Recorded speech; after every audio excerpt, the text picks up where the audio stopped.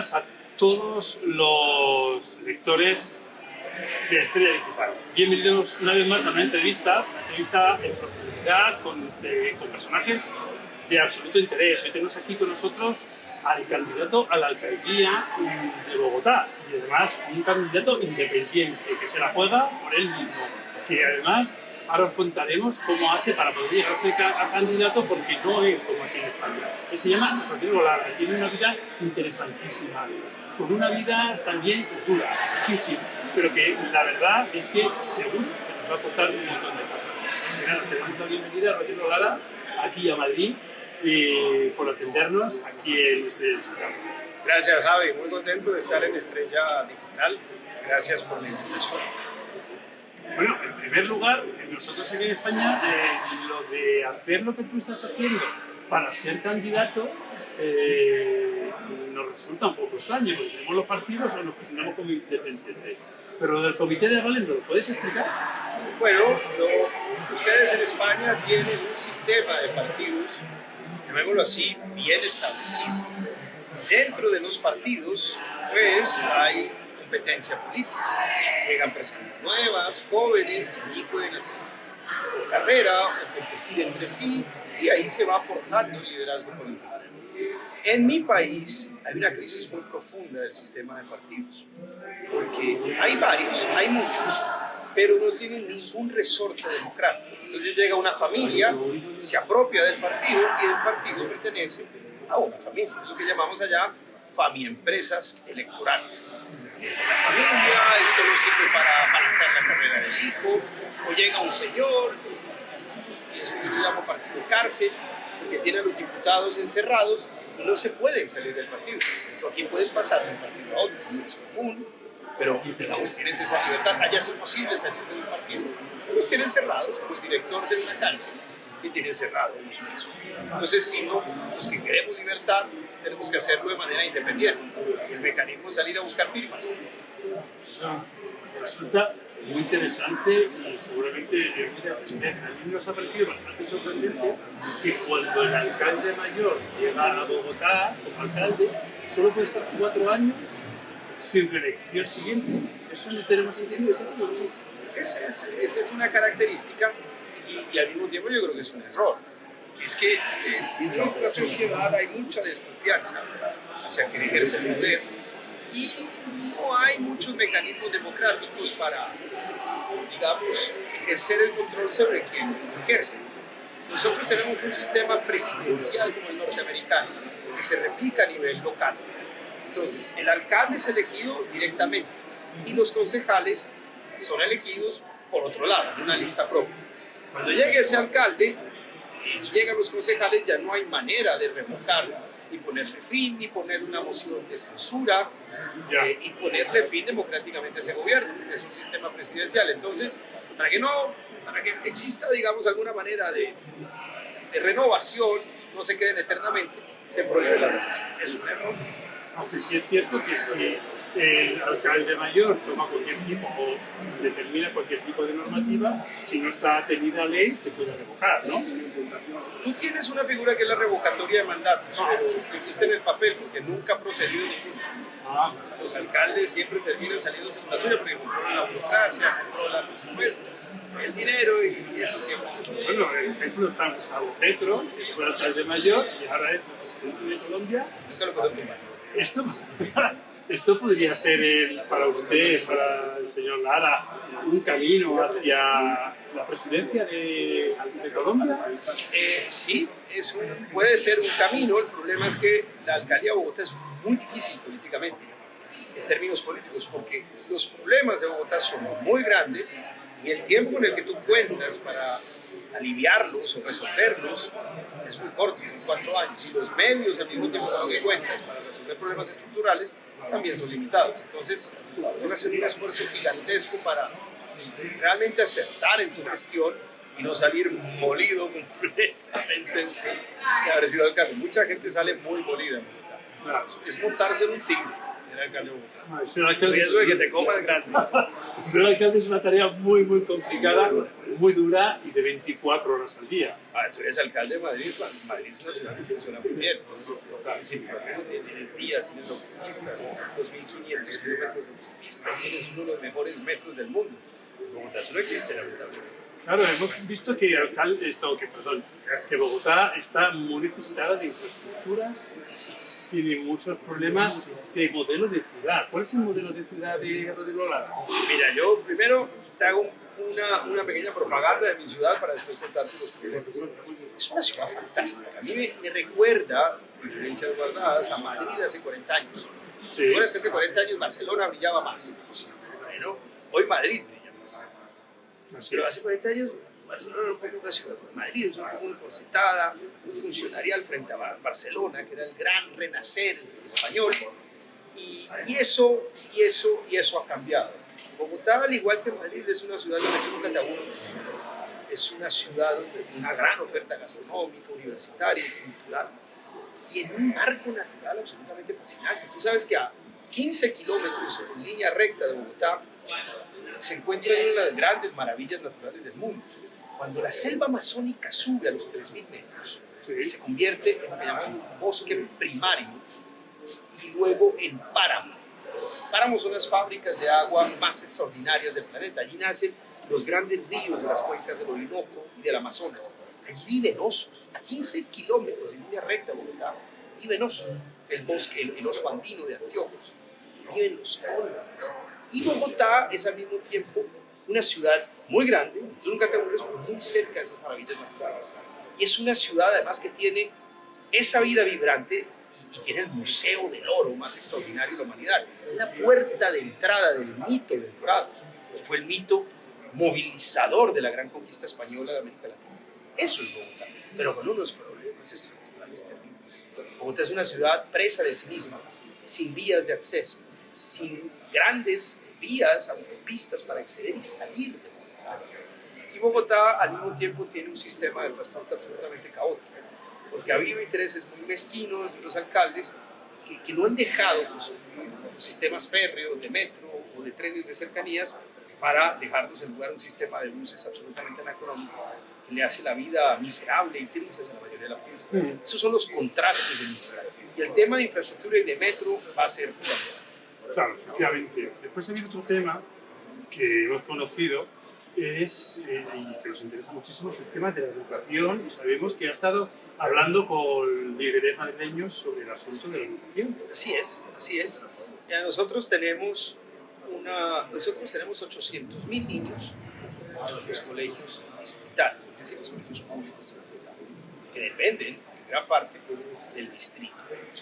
Y de esos 800.000 niños, solo 114.000 tienen jornada completa.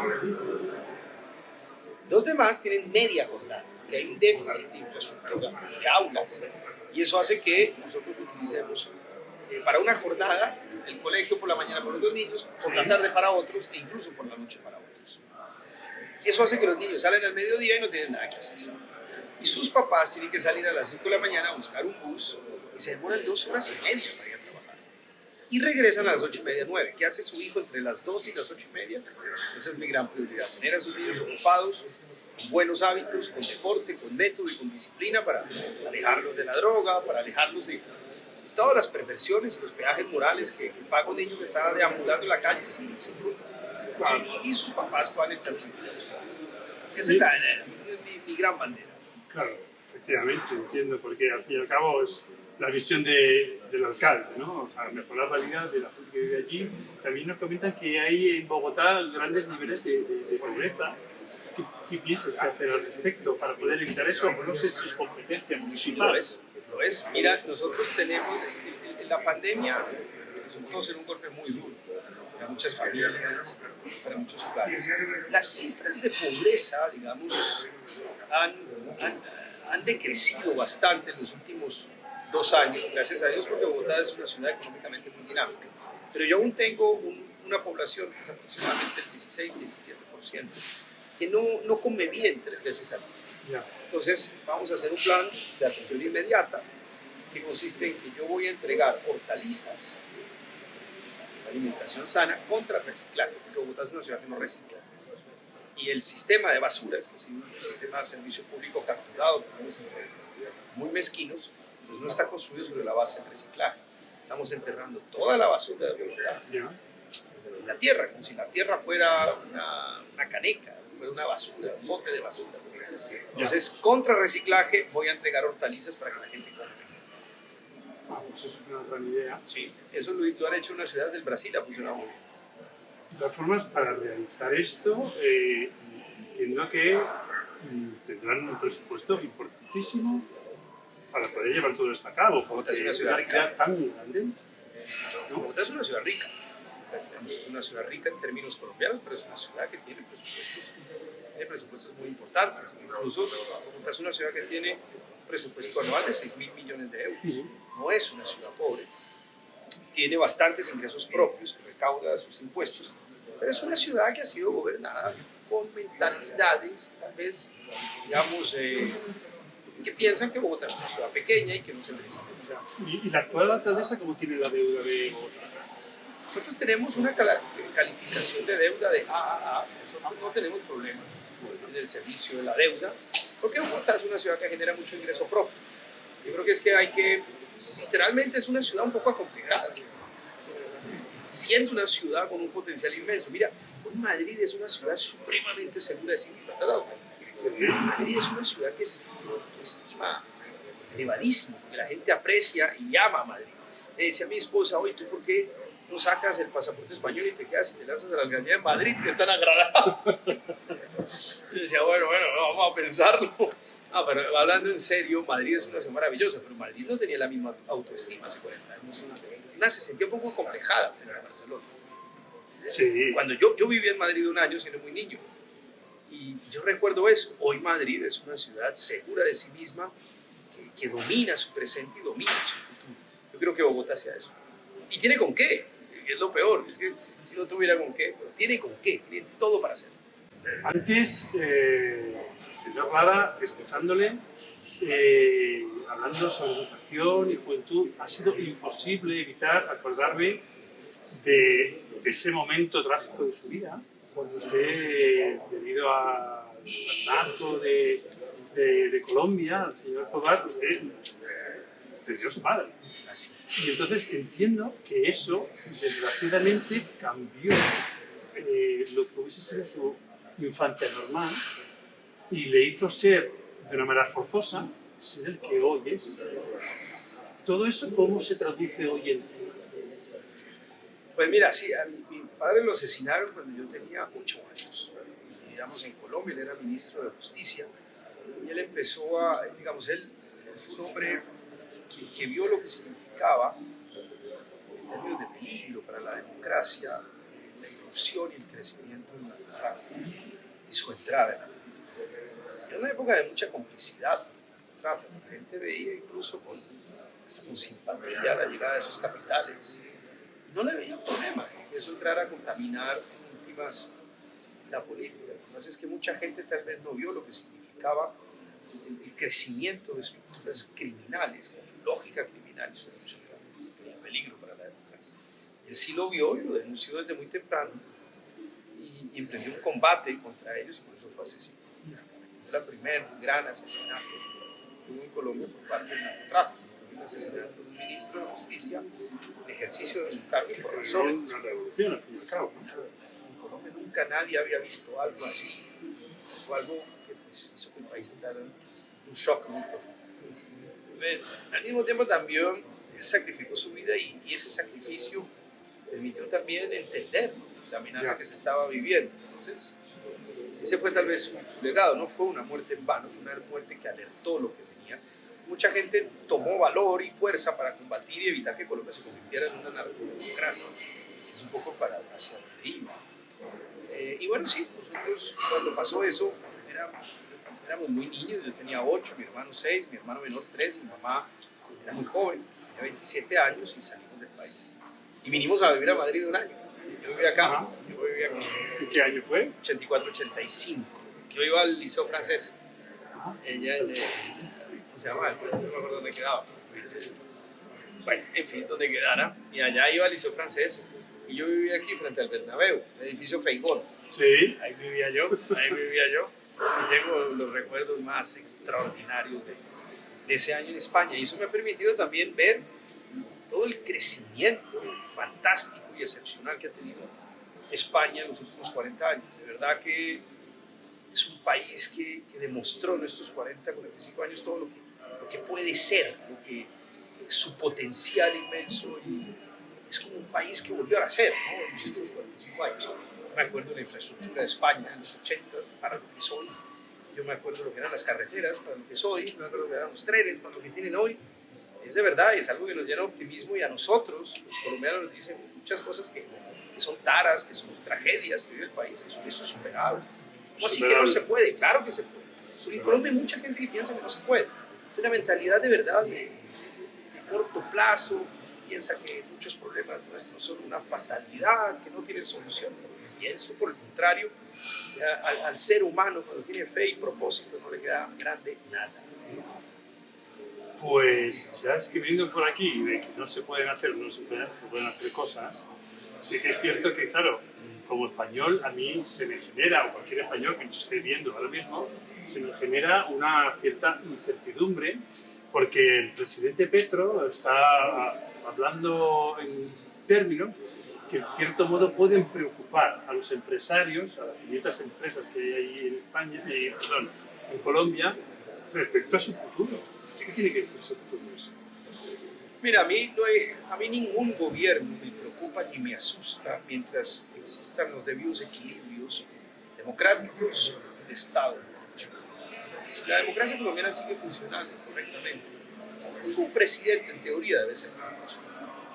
Petro es producto básicamente de un cambio muy profundo en la política colombiana. La política colombiana ha sido el resultado, digamos, hasta hace unos 20 años, de una tradición de alguna manera oligárquica que le daba cierta estabilidad a su sistema democrático, pero con unos elementos de violencia subyacente gravísimos. Él llega, es la expresión de un fenómeno popular muy grande, y lo importante es que obedezca básicamente a la misma línea de lo que han sido 33 o los 34 gobiernos de izquierda que ha habido en América Latina en los últimos, desde 1998 en adelante. Ha habido unos muy descarriados, Chávez, bien radical, como el de Ortega o como el de Bolivia, y hay otros que han transitado por los cauces democráticos y del Estado de Derecho. Si hay equilibrios democráticos, ningún presidente debe salirse de esos cauces democráticos. Y eso es lo que tenemos que trabajar y luchar, tanto para Petro como para cualquier otro. Bueno, voy a mezclarle un par de temas, pero es que están muy unidos. Hace poco tuvimos aquí en España la visita del presidente Petro, que estuvo con Pedro Sánchez, y hoy, este día, acabamos de conocer el batacazo que se ha llevado el Partido Socialista en España con las elecciones municipales. Es como el precedente de las elecciones generales. Es más, ha sido como todo, ha ido rápido, rapidísimo, y esta mañana el propio presidente Sánchez nos ha dicho que nos convoca para elecciones para julio de 2023. Usted, con lo que acaba de vivir en directo, ¿qué opinión tiene al respecto, por favor? Porque creemos que es interesante de conocer. Muy interesante. Bueno, veo que Pedro Sánchez lleva 6 años, ya acusa un desgaste importante, y viene un proceso de alternancia en un bipartidismo que resurge en España, lo cual a mí me gusta. Esa es estabilidad democrática, y aquellos flancos un poco extremos, sí, ahí están, pero en últimas muy supeditados a la lógica bipartidista. Y eso me gusta. A mí me gusta, digamos, que las expresiones mayoritarias sean sensatas, y eso es lo más importante. Entonces veo ya la desaparición de Podemos. Vale, desaparecido completamente. Bueno, ahí está Vox, que logró, digamos, una representación en muchas regiones, por primera vez, de alguna manera se decanta y llega, pero pues como, bueno, dependiendo en últimas del partido grande e importante que es Podemos, que es el PEC. Eso me parece muy, muy interesante. Me ha parecido una verdadera rockstar la presidenta de la Comunidad de Madrid. Me ha parecido una rockstar completa. Una candidata fantástica. Me parece una mujer muy bonita, además, me parece una mujer fantástica. Me encanta ver las fotos. Me parece una mujer además muy inteligente y muy aceptada, es una derecha de base popular muy sólida, muy fuerte. Le ha devolvido ese sentido al PP. Y bueno, bien, y me parece que el PP hoy está transmitiendo un mensaje muy importante de unidad y de indivisibilidad de este gran país, que es algo que digamos, que a mí me preocupó mucho con lo que vi con el secesionismo catalán, es algo que a mí me angustiaba muchísimo. Uno lo que quiere ver es una España fuerte, sólida, unida e indivisible. Lo que realmente a mí como colombiano, una persona muy ligada espiritualmente a España, más me interesa. Un país fuerte, que es nuestra madre patria. Nosotros venimos en nuestro idioma, en nuestra cultura, en nuestro mestizaje allá en Colombia. De aquí, y esta es nuestra expresión en Europa y la necesitamos sólida y fuerte. Claro, sí, Unida e indivisible. Al fin y al cabo, el mestizaje hizo crear una nueva cosa y esa nueva cosa es lo que ahora es. Y tiene un origen, es acá, uno se siente muy a gusto. A mí me gusta ir mucho a Europa, a Francia, muchas partes de aquí uno se siente realmente a gusto y conectado. Ahora vamos a aprovechar para hacerle una batería de personajes y a ver qué opina usted sobre ellos. Si vamos a hablar sobre, nos tiene que responder sobre, por ejemplo, Álvaro Uribe. Álvaro Uribe ha sido un presidente supremamente importante y representa mucha fuerza y mucha tenacidad, indiscutiblemente. Y es lo que yo llamo una derecha de base popular, muy fuerte. Y bueno, ha marcado un ciclo muy importante en la política colombiana. Ha elegido a dos presidentes, el presidente Santos, se eligió inicialmente en esa plataforma, al presidente Duque, y con el antiuribismo, que llaman, eligió a Petro de alguna manera. Entonces eso ha sido un hombre muy importante en la política colombiana. Muy bien. Gustavo Petro.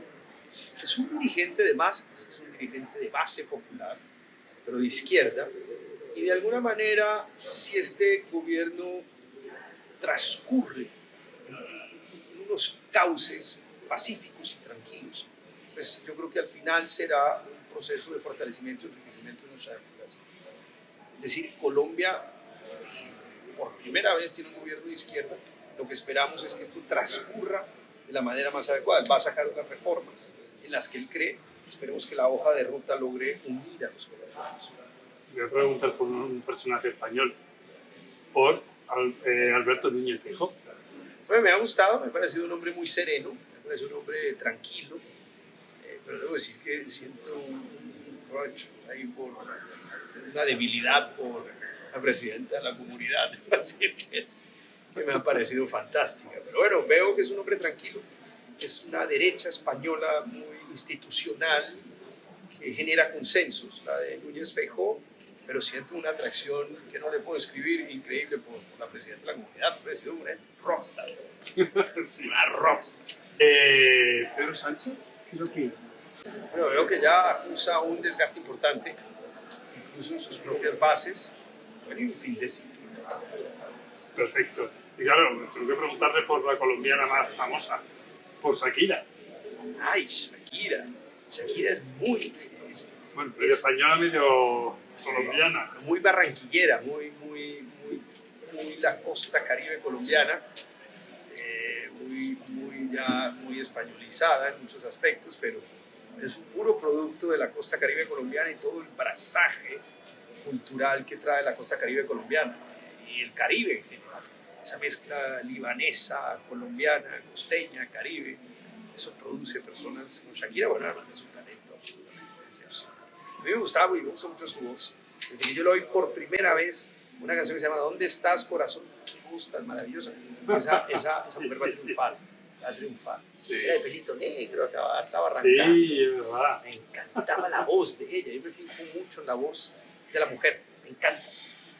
Y hay voces femeninas que para mí son absolutamente cautivantes. La de ella me cautivó desde el principio. Y ya para cerrar, como a modo de epílogo, le voy a hacer una pregunta muy personal. Bueno, personal no. Que creo que todo el mundo debería de conocer. Entiendo que los bogotanos mucho más. Y es ¿cómo le gustaría a usted que estuviese la ciudad de Bogotá dentro de 4 años? Bueno, ¿cuándo son las elecciones? En octubre. En octubre. 29. Del 20. ¿Cómo le gustaría que quedase la ciudad después de 4 años? Yo quiero una ciudad mucho más segura de sí misma. Una ciudad que salga de ese letargo de una cultura de que allá no se puede hacer nada.